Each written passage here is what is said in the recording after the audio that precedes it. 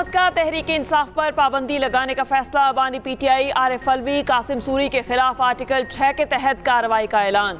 बैरून मुल्क से प्रोपोगंडा करने वालों के खिलाफ कार्रवाई होगी। विफाकी काबीना की मंजूरी के बाद रेफरेंस सुप्रीम कोर्ट भेजा जाएगा।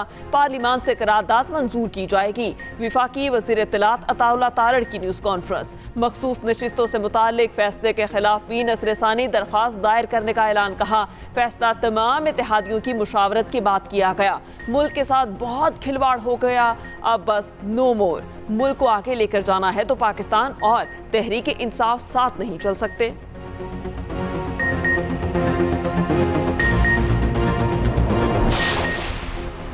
मखसूस नशिस्तें पीटीआई को देने का मामला। नून लीग ने नजरसानी दरख्वास्त सुप्रीम कोर्ट में दायर कर दी। मौक़िफ़ इख्तियार किया। पीटीआई केस में फरीक ही नहीं थी, उसे नशिस्तें कैसे दी जा सकती हैं।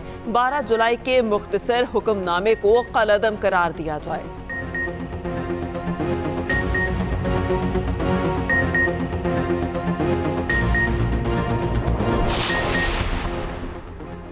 हमारे खिलाफ कौन सा हरबा उन्होंने अब तक इस्तेमाल नहीं किया। सुप्रीम कोर्ट के फैसले के बाद उनके पांव तले से जमीन निकल चुकी।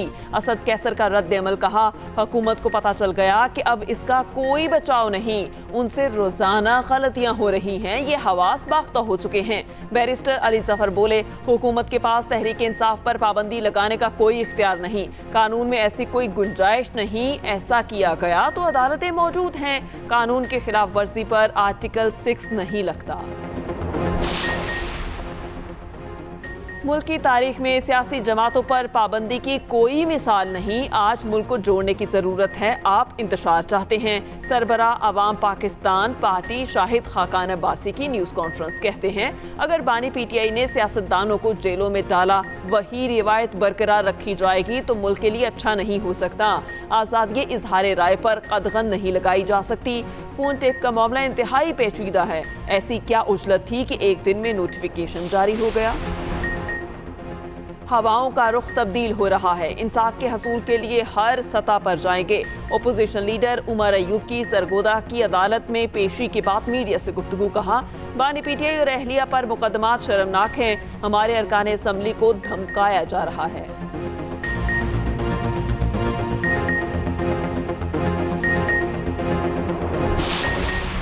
जना हाउस हमला केस। बानी पीटीआई को आज वीडियो लिंक के जरिए लाहौर की इंसदादे दहशतगर्दी अदालत में पेश किया जाएगा। लाहौर पुलिस ने गुज़श्ता रोज 9 मई के मुकदमात में गिरफ्तारी डाली थी।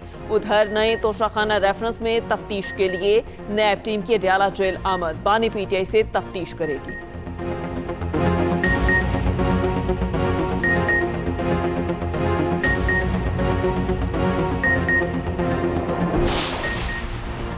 मई के मुकदमात में शाह महमूद कुरैशी पर फर्द जुर्म आयत। लाहौर की इंसदादे दहशतगर्दी अदालत ने आइंदा समात पर गवाहान को तलब कर लिया। मजीद समात 22 जुलाई तक मुलतवी। शाह महमूद कुरैशी को खसूसी तौर पर अडयाला जेल से लाहौर लाया गया।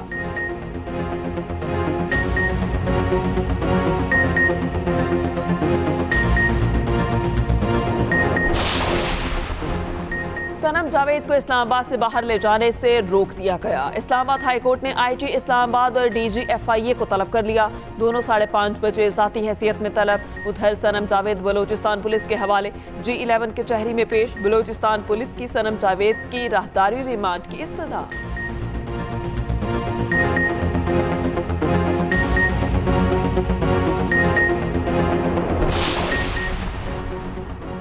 हमने इस्लामाबाद के तीनों MNAs को तलब किया था। हम तो रोजाना की बुनियाद पर ट्रायल के लिए तैयार हैं। आप जाकर हाई कोर्ट से स्टे खत्म कराएं। इस्लामाबाद के 3 हलकों में इंतखाबी उज़रदारी से मुतालिक केसेस की समाअत के दौरान जस्टिस तारिक महमूद जहांगीरी का शुएब शाहीन से मुकालमा।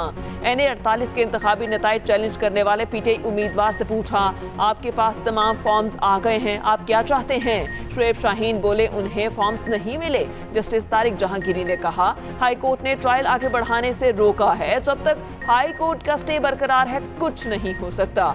समाअत 24 जुलाई तक मुलतवी कर दी गई।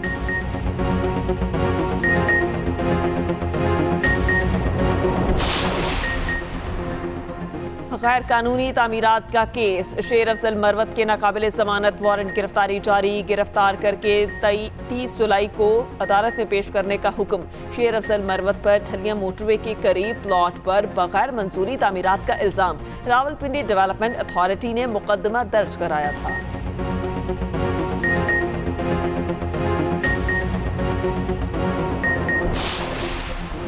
महंगाई के मारे अवाम पर पेट्रोल बम गिराने की तैयारी, पेट्रोल 7 रुपये 67 पैसे फी लीटर महंगा होने का इम्कान, हाई स्पीड डीजल की कीमत में 3 रुपये 72 पैसे फी लीटर इजाफे का इम्कान, मट्टी का तेल भी 2 रुपये 73 पैसे फी लीटर महंगा होगा। वजीर आजम से मुशावरत के बाद वजारत खजाना आज रात नई कीमत का ऐलान करेगी।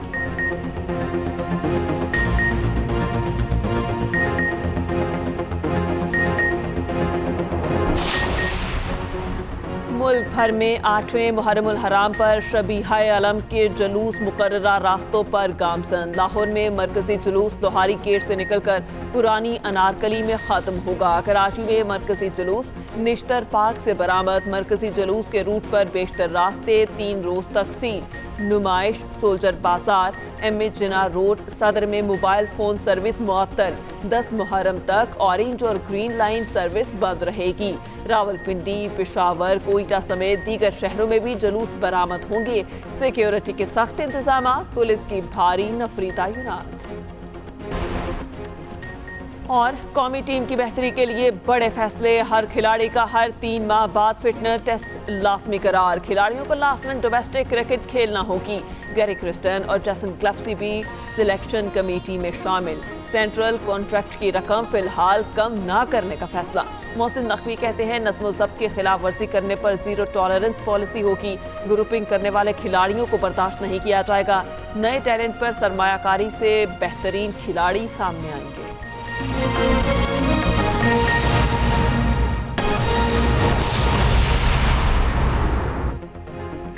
अस्सलामुअलैकुम, एक्सप्रेस न्यूज के साथ मैं हूं महरीन जमील। हेडलाइंस आपने बुला हिस्सा की। अब आपको बताएं कि वफाकी हुकूमत का पीटीआई पर पाबंदी लगाने का फैसला।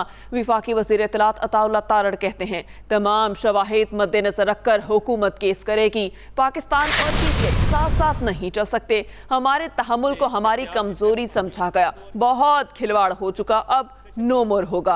बानी पीटीआई आरिफ अलवी और कासिम सूरी के खिलाफ आर्टिकल 6 की कार्रवाई का ऐलान। वफाकी वज़ीर इत्तलात ने कहा तीनों के खिलाफ रेफरेंस दायर किया जाएगा। बैरून मुल्क से प्रोपोगंडा करने वालों के खिलाफ कार्रवाई का ऐलान किया। वफाकी हुकूमत का पीटीआई पर पाबंदी लगाने का फैसला। वफाकी वज़ीर इत्तलात अताउल्लाह तारड़ कहते हैं कि तमाम शवाहिद मद्देनजर रखकर हुकूमत केस करेगी।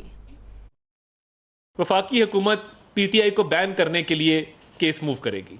तहरीक इंसाफ पे पाबंदी लगाने जा रहे हैं।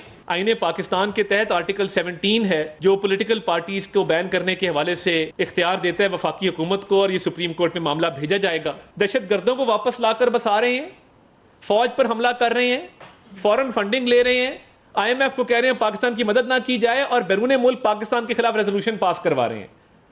ये किसी और सियासी जमात में किया होता तो आपने चौराहे में उनको लटका देना था। आइन की खिलाफ वर्जी करते हुए असेंबलियों को तोड़ा था नो कॉन्फिडेंस के दौरान। तो हुकूमत ने यह फैसला किया है कि तब के सदर आरिफ अलवी, तब के वजीर आजम इमरान नियाजी और तब के डिप्टी स्पीकर कासिम सूरी के खिलाफ रेफरेंस मूव किया जाए, और ये आर्टिकल 6 का रेफरेंस जो है ये भी काबीना से मंजूरी के बाद सुप्रीम कोर्ट को भिजवाया जाएगा।